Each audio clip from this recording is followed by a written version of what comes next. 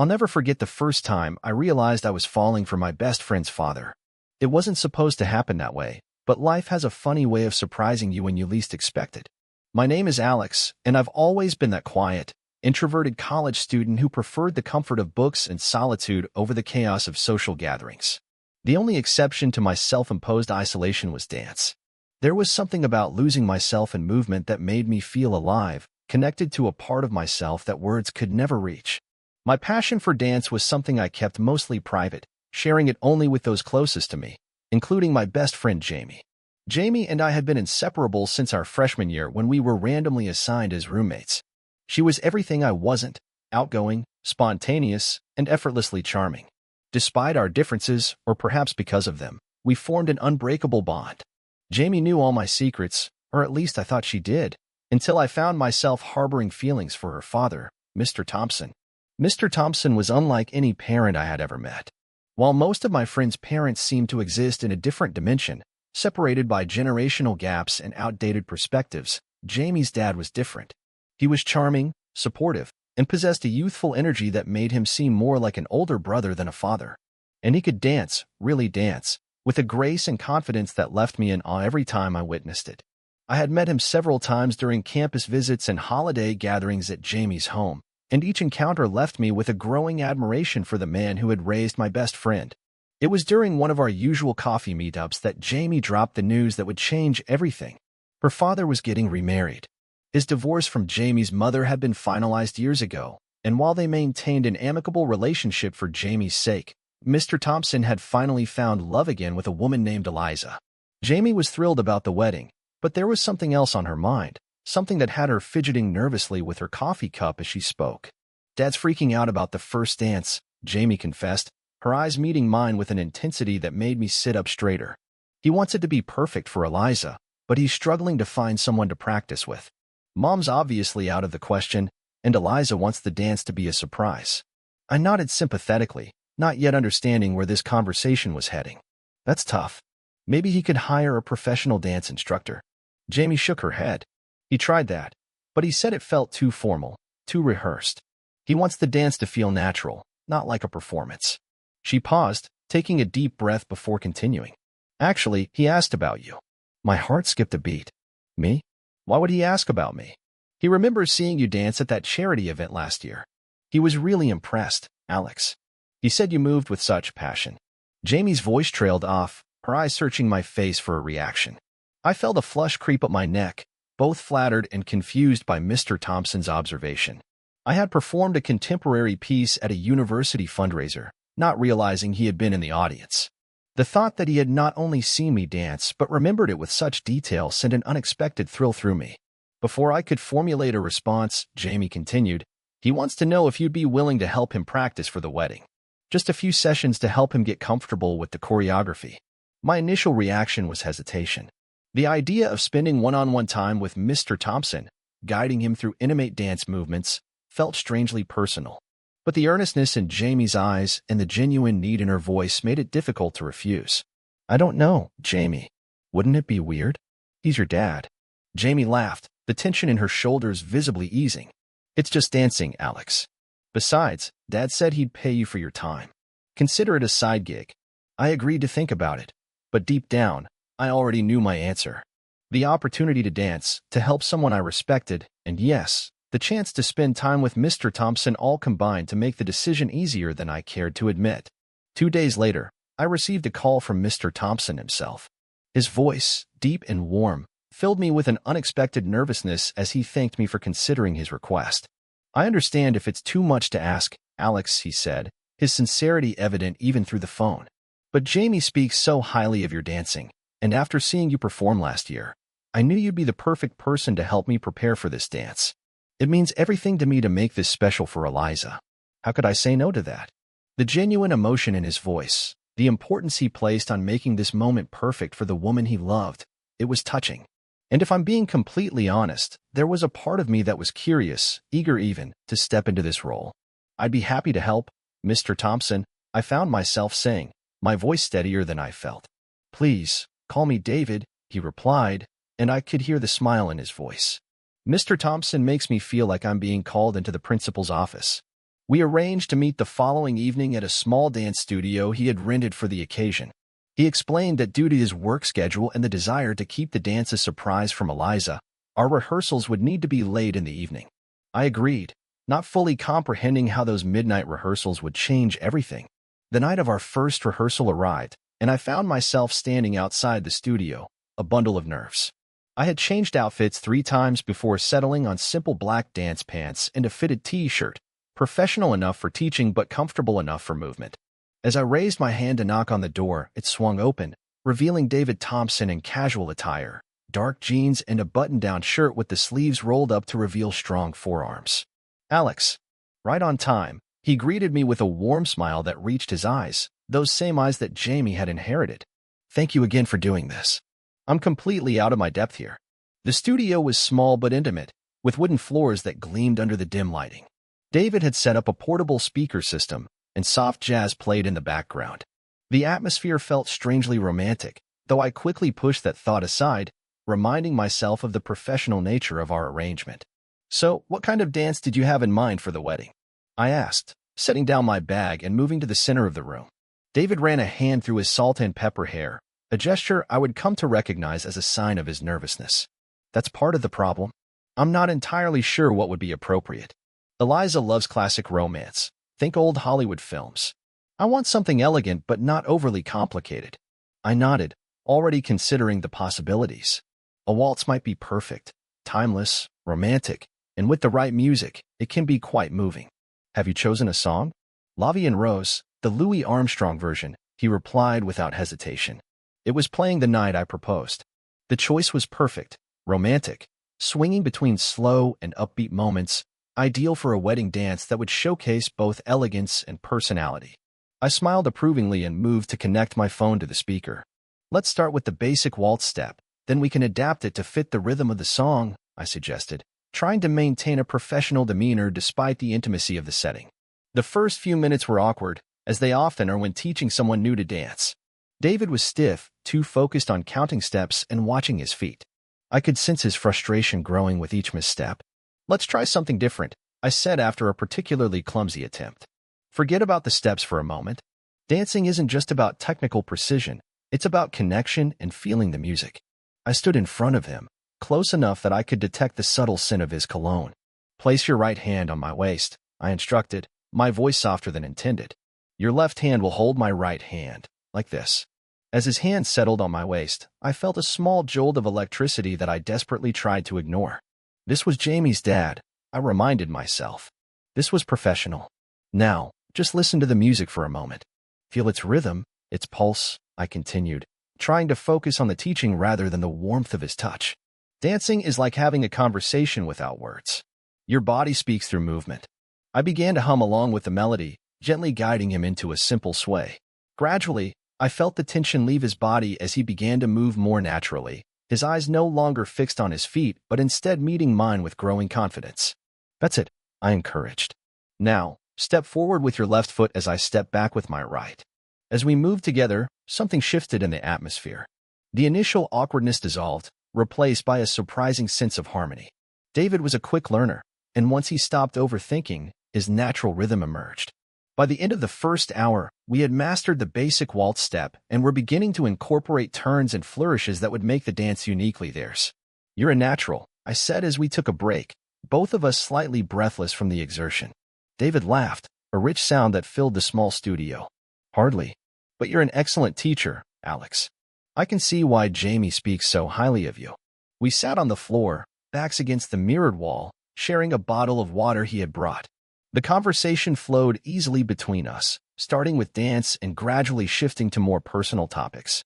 He told me about his work as an architect, the joy he found in creating spaces that would become homes and gathering places. I shared my passion for dance and my uncertainty about turning it into a career versus pursuing something more practical. "Life's too short for practicality at the expense of passion," he said, his eyes serious despite his smile. "I spent too many years doing what was expected rather than what fulfilled me. Don't make the same mistake." There was wisdom in his words, a depth of experience that resonated with me. As we talked, I began to see David not just as Jamie's dad or even as my dance student, but as a complex individual with his own journey, dreams, and regrets. Our first session ended well past midnight, both of us surprised by how quickly the time had passed. As we gathered our things to leave, David hesitated at the door. "Same time tomorrow?" he asked, a hopeful note in his voice. I nodded, already looking forward to our next rehearsal more than I cared to admit. Same time tomorrow. What began as a one-time favor quickly evolved into a nightly routine. For 3 weeks, we met at the studio, our sessions extending longer each time as the dance became more refined and our conversations more personal. I learned about his divorce, not the sanitized version I had heard from Jamie, but the raw truth of growing apart from someone you once loved deeply. He shared his fears about this second marriage, his hope that he had learned enough from past mistakes to build something lasting with Eliza. In turn, I opened up about my own life, my distant relationship with my parents who never understood my passion for dance, my struggles with self-confidence, and my fear of never finding someone who truly saw me for who I was. "They're missing out," David said one night after I confessed my parents' disappointment in my choice of major. "Anyone who can't see your talent and passion is blind to something extraordinary." His words touched me deeply, and I felt seen in a way I rarely experienced. It was dangerous territory, this growing connection between us, but I couldn't bring myself to pull away. Each night, as we danced, the boundary between teacher and student, between my best friend's father and myself, became increasingly blurred. It was during our final rehearsal, just days before the wedding, that everything changed. We had perfected the dance, a beautiful waltz that transitioned into a more contemporary style during the chorus of Lavi and Rose. It was elegant yet personal, exactly what David had hoped for. "Let's run through it one more time," I suggested, wanting everything to be perfect for him. From the beginning. As the music started, David took me in his arms with a confidence that hadn't been there weeks ago. We moved together flawlessly, our bodies in perfect sync as we glided across the floor. During a turn, his eyes locked with mine, and I saw something there that made my heart race, a recognition, an acknowledgement of the unspoken tension that had been building between us. When the song ended, he didn't immediately step away. We stood there, still in dance position, breathing heavily from the exertion and something more. "Alex," he said softly, his voice barely above a whisper. "I need to say something." I knew I should step back, create distance, remind both of us of the many reasons why this connection was inappropriate. But I remained still, caught in the gravity of the moment. "These past weeks have been unexpected," he continued, his eyes never leaving mine. "Dancing with you, talking with you, it's awakened something in me that I thought was long dormant. I find myself looking forward to these nights more than I can express." My heart hammered in my chest, a mix of elation and panic. "David, you don't need to say anything," he interrupted gently. "I know the position I've put you in is unfair. You're Jamie's friend, and I'm getting married in 3 days. But I couldn't let these moments end without acknowledging what they've meant to me." The mention of Jamie was like a bucket of cold water, bringing me back to reality. What was I doing? This man was not only my best friend's father, but also engaged to be married. The attraction I felt, the connection we developed, it couldn't go anywhere. It shouldn't go anywhere. I stepped back, creating physical distance to match the emotional boundary I needed to establish.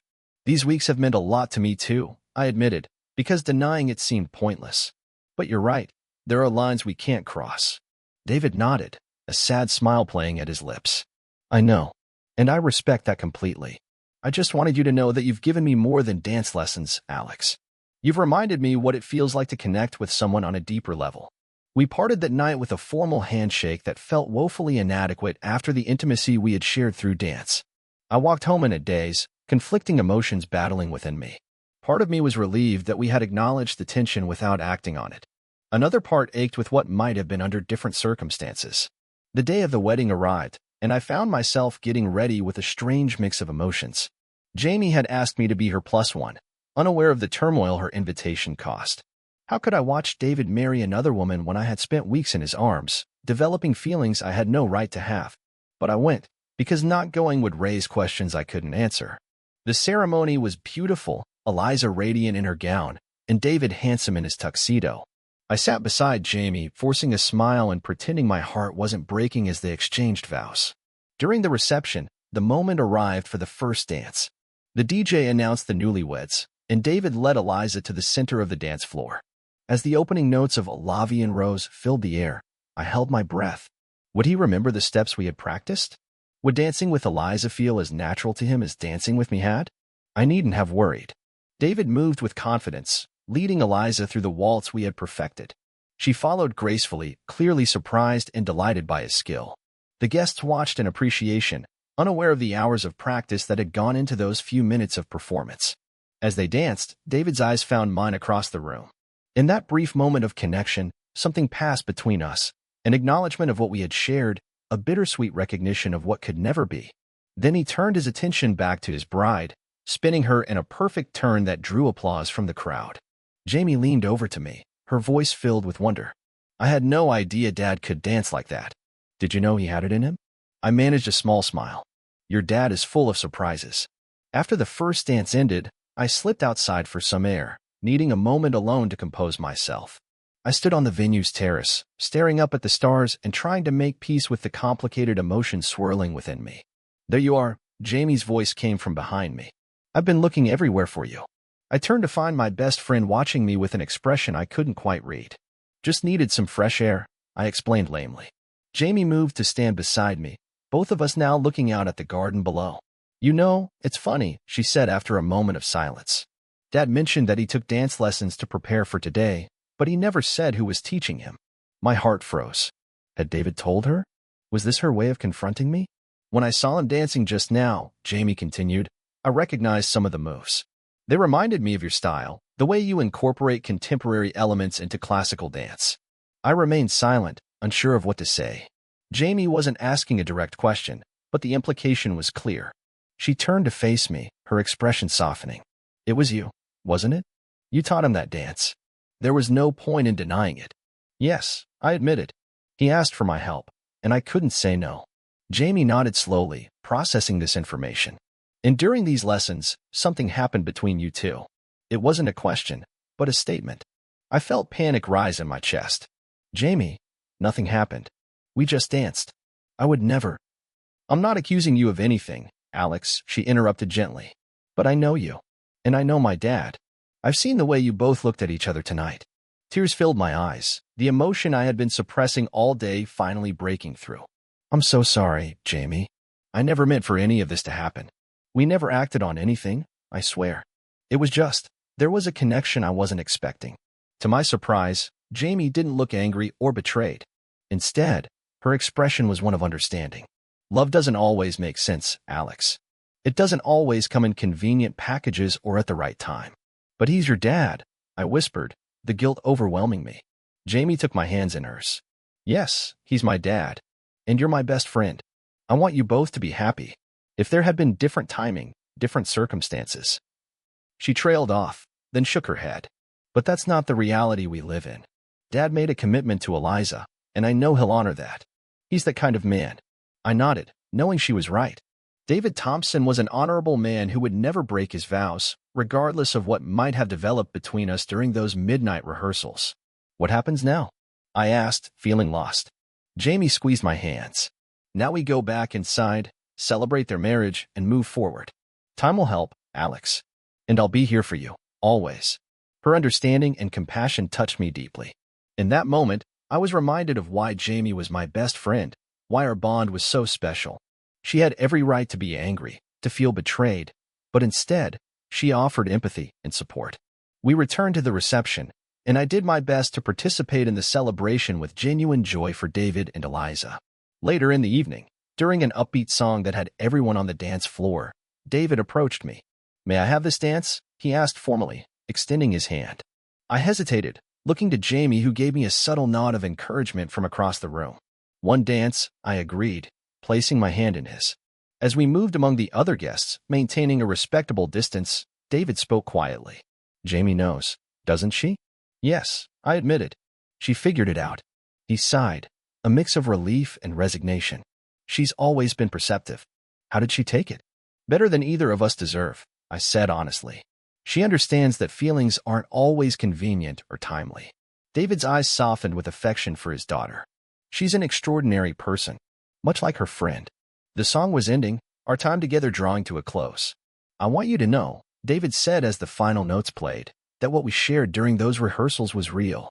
Not something I'll forget. Nor will I replied. But we both know it can't be more than a memory. He nodded, his expression solemn. A beautiful memory that I'll cherish. Thank you for that gift. Alex. With a final squeeze of my hand, he returned to his bride, and I watched him go, knowing that this chapter of my life was closing. The feelings I had developed for David Thompson wouldn't disappear overnight, but with time and distance, they would fade into a bittersweet memory of midnight dances and conversations that touched my soul. In the months that followed, I saw David occasionally during visits to Jamie's family home. Our interactions were polite, friendly even, but we maintained the boundaries we had established. The intensity of our connection gradually eased, transforming into a mutual respect and fondness that was appropriate for our circumstances. Jamie and I never spoke directly about those dance lessons again, but our friendship deepened through the experience. There was a new level of honesty between us, an understanding that life is messy and emotions don't always follow the rules we set for them. As for me, I eventually found love with someone my own age, someone available and free to build a future with me. But I never forgot those midnight rehearsals with David Thompson, the way we moved together in perfect harmony, or the conversations that helped me understand myself better. Sometimes love stories don't end with the couple riding off into the sunset together. Sometimes they end with a single dance at a wedding, a bittersweet acknowledgement of what might have been under different stars.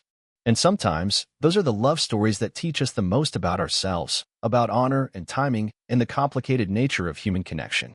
David and Eliza are still happily married, and I'm genuinely glad for them. He found his second chance at love, and I found the courage to pursue my passion for dance professionally, inspired in part by his encouragement during those late-night sessions. Life rarely unfolds the way we expect it to. A simple request to help with a wedding dance led to an unexpected connection that changed me in ways I'm still discovering. And while our story didn't have a conventional happy ending, it had something perhaps more valuable: growth, understanding, and the knowledge that sometimes the most meaningful connections are the ones we have to let go. Total_char_count, 18,732.